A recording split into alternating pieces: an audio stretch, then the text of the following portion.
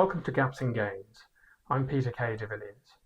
In every episode, I take one thing that's quietly costing owner-managed businesses time, energy, and money, and show you what's on the other side of fixing it. Short, practical, no fluff. So let's get into it. In today's episode, I want to talk to you about why your business is getting harder and harder to run as it gets bigger, and what you can do about it. I know exactly how painful this is. Your business is getting bigger and it's getting harder to run, and unfortunately, that's normal. You've got more revenue, more staff, more customers, and somehow more stress, more late nights, and more decisions that only you can make. If growth was supposed to make things easier, and it hasn't, that's not a motivation problem or a people problem. It's a systems problem, and most growing businesses have it. Let's unpack why getting bigger and actually growing are two very different things, and what it takes to tell them apart. There's a painful irony of growth. Many business owners who hit £1 million in revenue expect things to get easier, even if they don't acknowledge it out loud. But in reality, the opposite happens.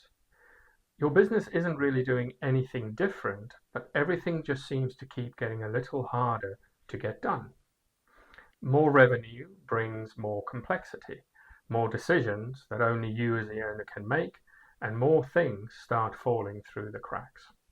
Missed calls, delays in getting back to customer inquiries, delays in invoicing for work done, which hits cash flow and raises the overall temperature in your business. The stats around this are stark. Only 7% of UK SMEs that break through $1 million ever reach 3 million.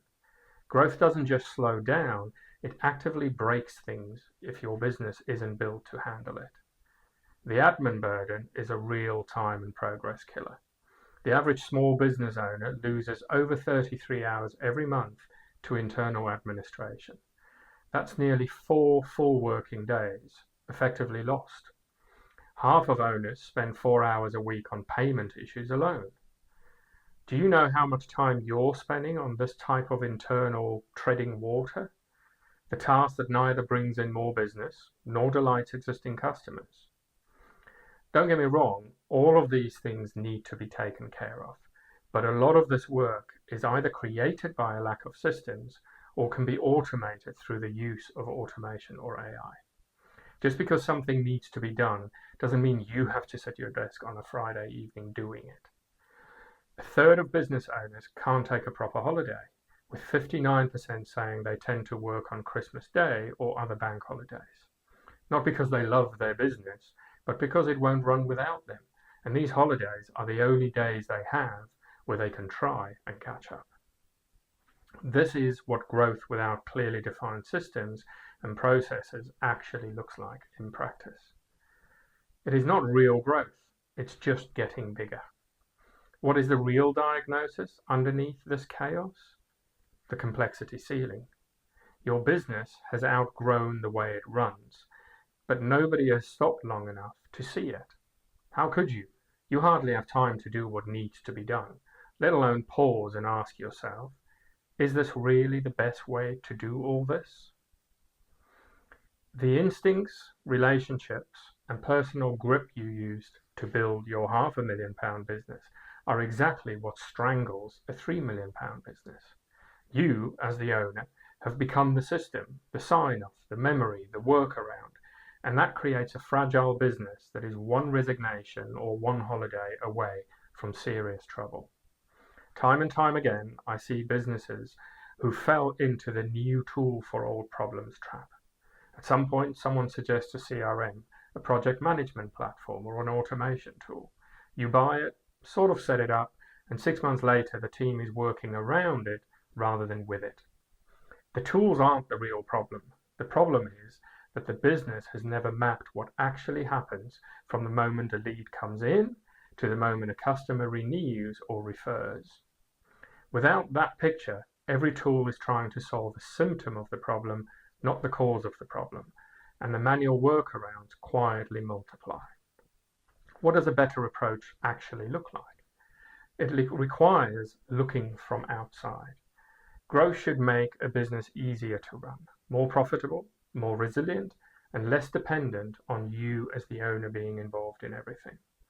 Getting there starts with an honest, unbiased look at how the business actually operates today. Not how it operated 2 years ago and not how it's supposed to work, but how it actually works. You have to start with what you have and make it visible for everyone to see. Once you do that, you'll have far greater success in designing and building the new systems and processes the business needs now and in the future. It's only when you've redesigned your business and you know what it really needs and how it should operate that you can make informed decisions about the tools, automation, or AI you will use to make this happen. Most business owners can't do that by themselves, not because they lack the intelligence, but because they're too close to it. They've normalized the workarounds. Having this process facilitated by someone outside the business gives you two advantages you can't get any other way. One, it creates an environment where everyone involved in the process can make suggestions, even if they are framed in the frustration of their day-to-day experience of trying to do their job. Two, you get the perspective of someone who has seen the inside of many businesses who were faced with and solved many of the same problems you are trying to solve. So going back to the difference between a business getting bigger and a business growing. Think about the development of a baby. If the baby simply got bigger, you would end up with a 5'11" baby who has the physical strength of a grown teenager, but unable to walk, unable to clean itself, unable to feed itself. Just for a moment, imagine trying to do everything that a parent does for a baby, but the baby is nearly 6 feet tall and weighs 95 kilograms. That is what your business is like if it only gets bigger but doesn't grow. For the baby, growth means learning to sit, then stand, then walk, learning to speak, feed itself, clean itself, and become what we would recognize as a grown adult. The same holds true for your business. A growing business acquires new skills and abilities, which requires it to change how it runs. If any of that describes your situation, I'd like to help. You can go to the links in the show notes and either take the free business journey scorecard, it takes 5 minutes and shows you exactly where the gaps are, or you can book an audit call and we'll work through it together. Make sure your business is growing and not just getting bigger. Thanks again for joining me this week. I'll catch you next week.